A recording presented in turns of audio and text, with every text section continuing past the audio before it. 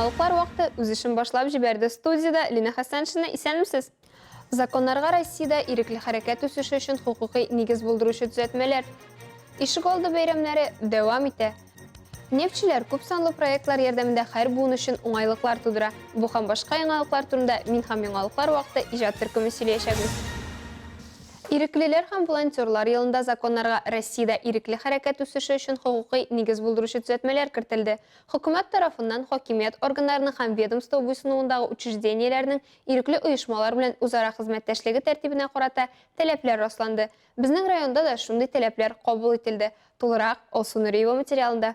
2 июльдә Әлмәт муниципаль районында үз теләге белән ярдәм итүчеләр үсеше мәсьәләләре буенча совет төзү турында карар чыкты. Бүген аларның беренче киңәшмәсе булды. Әлмәт муниципаль районында үз теләге белән ярдәм итүчеләр үсеше программасы агымдагы елдан 2025 елга кадәр эшләнгән. Әлеге совет дәүләт хакимияте органнары, җирле үзидарә органнар һәм ирекле эшчәнлек субъектларының нәтиҗәле хезмәттәшлеге өчен оештырылды. Но они не знают, что это такое, то есть они знают в рамках, возможно, своей школы.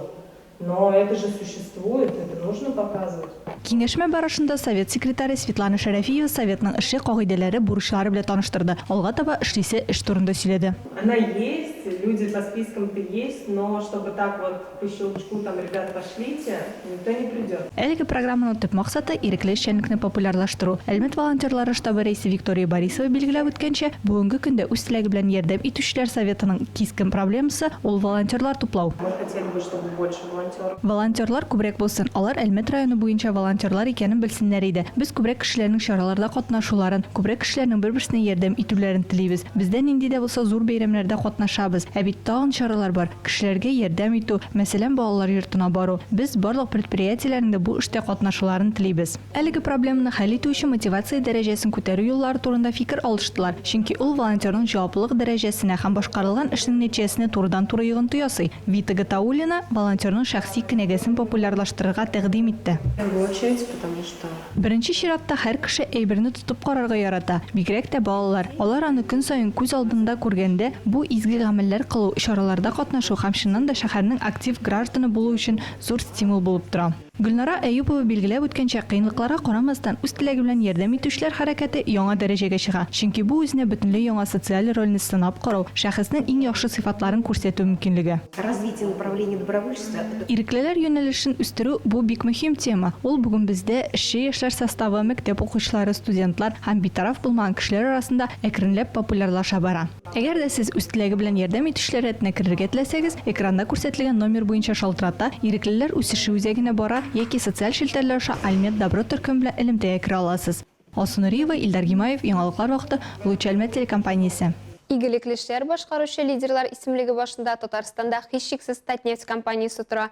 Республикабыз нефтчеләре күп санлы проектлар ярдәмендә һәр буын өчен уңайлыклар тудыра. Әлмәтебездә дә әле генә куллануга тапшырылган кайбер шундый объектларда бүген Татнефть компаниясе генераль директоры урынбасары Азат Яхфәров булды. Алсу Амирова дәвам итә. Татнефть җәмгыяте балалар үсеше өчен зур көч куя. Бүгенге көндә Әлмәттә яңа Каракүз дигән заманча балалар бакчасы эшли башлады.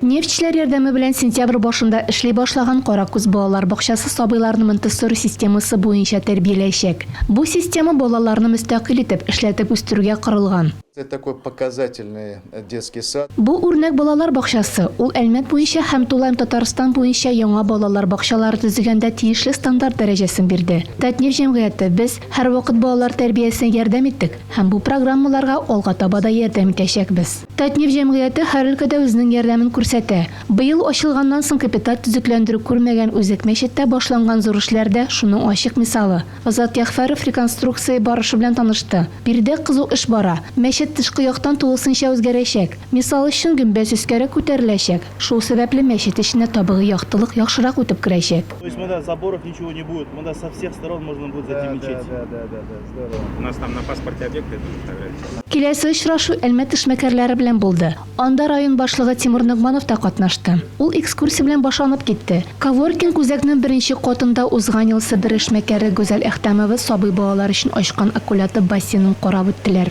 Азат Яхфәров Әбүбәкәров икътисад алга китү өчен беренче чиратта кече һәм урта бизнесны үстерү кирәк диде. Чагыштыру өчен Көнбатыш илләрендә әлеге эшмәкәрлек 75%-ка кадәр үсеш алган булса, Россиядә бу сан 20% гына тәшкил итә диде.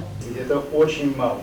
Бу бик аз күрсәткеч. Киләчәк урта һәм кече бизнеста сезнең үсеш регионыбыз өчен бик мөһим. Әлмәт эшмәкәрләре үзләрен борчыган мәсьәләләр белән уртаклаштылар. Татнефть җәмгыяте җирле хакимият органнар ярдәме һәм дәүләт программаларында катнашып үсеш юлларын карадылар. Алсу Амирова, Айдар Кабиров, Яңалыклар вакыты, Лучелмә телекомпаниясе. Республика югары судына 2015 елда ук Татарстан буенча положение дигән формаль булмаган статус алган иратка карата җинаять эше тапшырылган. Берничә ел дәвамында ул республика территориясендә җинаятьчелек кылучы затларны үз кул астында тотты. Ә хәзер ул хокук саклау органнары кулында. 2015 елда Сыч-Казанский кушаматлы Корак катнашындагы җинаять эшенә Татарстан буенча положенция статусы йөкләнелә. Корак җинаятьчелек мөхите авторитетларының криминал җыенында гаепләнелә. Ул элегрәк талау, документлар ясау һәм хулиганлык өчен берничә тапкыр хөкем ителгән 59 яшьлек ир-ат. Ә хәзер аңа Россия Федерациясе җинаять кодексының җинаять иерархиясендә югары вазыйфа биләү маддәсе буенча гаеп белдерелгән. Главным следственным управлением Татарстан Республикасы буенча Эшке эшләр министрлыгының баш тикшерү идарәсе тарафыннан Татарстан Республикасы җинаять иерархиясендә югары урын алган затка карата җинаять эше тикшерелде. Россия Федерациясе җинаять кодексының 210 һәм 1 маддәсендә каралган җинаять белгеләре буенча җинаять эше 2021 елның 22 мартында Татарстан Республика буенча Эшке эшләр министрлыгының җинаятьчеләре эзләү идарәсенең оешкан җитәкчелеккә каршы көрәш бүлеге тарафыннан Россия Эшке эшләр министрлыгының 22 бүлеге белән берлектә җыелган материаллар буенча кузгатылган. Татарстанның җинаятьчелек мөхите башлыгы республика районнары һәм шәһәрләре артыннан караучыларны билгеләгән. Шулай ук ул төзәтү учреждениеларына да кергән. Моннан тыш ул низакларны хәл итүдә катнаша, легаль һәм легаль булмаган керем чыганаклары эзли, караклык казнасында акча килүне контрольдә тота һәм аларны бүлү белән шөгыльләнә. в ходе обысков по месту Яшәү урыны һәм читтәге йортында тикшерүләр барышында гаепләнүченең бер казнага җыела торган акчаларын керүне һәм чыгымы турындагы 2 дәфтәр, Воровский символикасы төшерелгән әйберләр, сигналь һәм сугыш кирәк яраклары эшләнгән 9 мм калибрлы пистолет табыла һәм алына. Россия һәм чит ил валюталары, сим-карталар, кәрәзле телефоннар һәм акчалар табыла. Хәзерге вакытта тикшерү тәмамланмаган, барлык материаллар республика югары судына тапшырылган. Татарстан Республикасының Эчке эшләр министрлыгы матбугат хезмәте материаллары буенча алынды. Башка темаларга 5 номерлы Кыңгырау балалар бакчасында юл йөрү кагыйдәләре буенча күңелле стартлар дигән чара узды. Уен формасында балалар юл йөрү кагыйдәләре, юл билгеләре турында белемнәрен ныгыттылар. Балалар өчен эстафеталар оештырылды. Анда алар үзләренең белемнәрен, осталыкларын, җитезлекләрен күрсәттеләр. Соңына балалар белән әңгәмә үткәрелде һәм тематик роликлар күрсәтелде.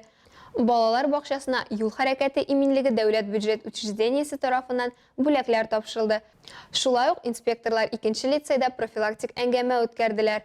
Балалар юл хәрәкәте кагыйдәләрен искә төшерделәр һәм алган белемнәрен тематик видеороликлар ярдәмендә ныгыттылар. Барлык балаларга да фликерлар һәм белешмәлекләр тапшырылды. Россия Эчке эшләр министрлыгының Әлмәт районы буенча бүлеге һәм юл хәрәкәте куркынычсызлыгы дәүләт бюджет учреждениесе территориаль идарәсенең профилактика бүлеге өлкәннәр көненә багышланган Автобабай 2021 шәһәр машина йөртү осталыгы конкурсында катнашырга чакыра. Конкурс 15 сентябрьдә узачак. Анда катнашу өчен 60 яшькә җиткән ир-атлар һәм 55 яшькә җиткән машина йөртү таныклыгы Б категориясе булган хатын-кызлар чакырыла. Белешмә өчен телефон 43 96 18. Шулай ук өстәмә мәгълүматны Әлмәт ЮХИДИ бүлегенең 11 кабинетында белә аласыз. Быел безнең ишегалды программасы буенча Әлмәт шәһәрендә 93 ишегалды төзекләндерелә. Бүгенге көндә 63 ишегалдында эшләр төгәлләнеп шәһәр халкына тапшырылган. Саҗидә Сөләйманова урамы 10-12 һәм Совет урамы 151 йорт ишегалды ачылуларында безнең төшерү төркеме булды. Тулырак Алсу Амирова сюжетында.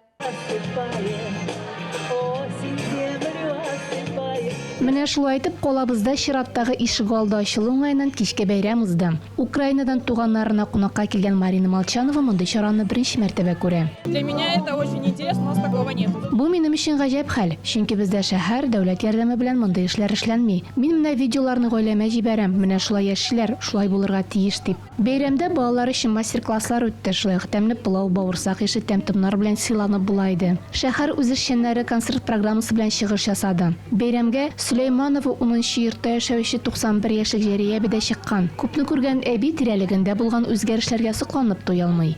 Яхшы юл ясадылар безгә йөрергә. Вас сегодня здесь много, прям по-настоящему праздник.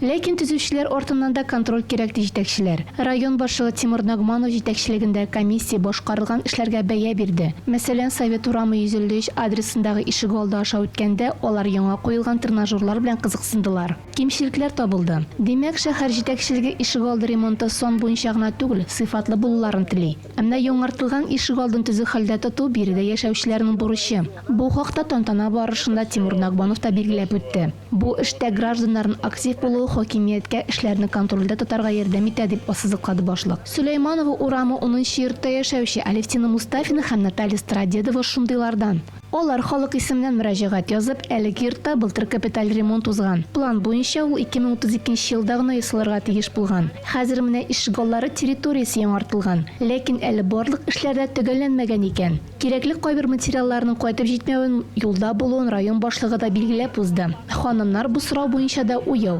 Мы благодарны, что облагораживают. Без яхшыртылган территория өчен рәхмәтле, ләкин эшләрне азакка кадәр җиткерер өчен безнең әле Алевтина белән тырышасы бар. Ишек алдында күп еллар буена яшәгән кешеләрнең ремонт эшләрендә битараф булмаулары куанычлы күренеш, чөнки җәмгыятьнең алга китеше шундый гражданнар булганда гына мөмкин. Алсу Амирова, Айдар Кабиров, яңалыклар вакыты, Луч Әлмәт телекомпаниясе.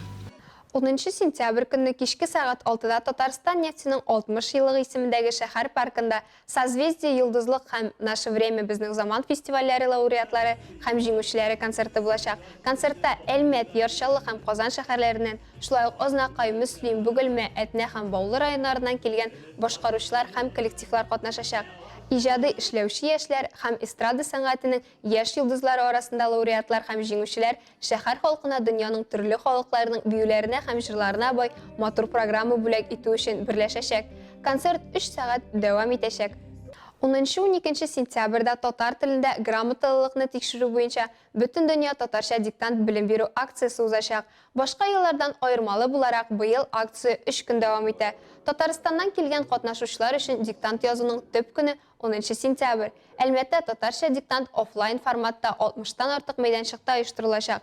Шәһәр халкы акцияга кушыла һәм үз белемнәрен шәһәрнең үзәк китапханәсендә, Нефтче мәдәният йорты, шәһәр паркында урнашкан Асоль кафесы һәм яшьләр үзәгендә тикшерә ала. Диктантта катнашу өчен diktant.tatar сайтында мәҗбүри теркәлү узарга кирәк. Әлеге сайтның төп битендә барлык нигезләмәләр белән танышырга мөмкин. Татарстанда Татарстан атнасы афишасы бот-чаты эшли башлады. Аның ярдәмендә сез үз шәһәрегезнең төп кызыклы чаралары турында белә аласыз. Спорт, мәдәният объектларында, парк һәм скверларда булачак вакыйгалар арасыннан барыннан да күбрәк ошый торган әйберне сайларга мөмкин. Татарстан атнасы афишасы чаты Telegram мессенджерында эшли. Ботның исемен экраннарда күрә аласыз. Бу сезгә җиткерәсе соңгы мәгълүматыбыз иде. Мин Лина Хәсән, һәм монтажер Алия Бәйрамалова сезнең белән сау булашабыз. Исән-имин булыгыз.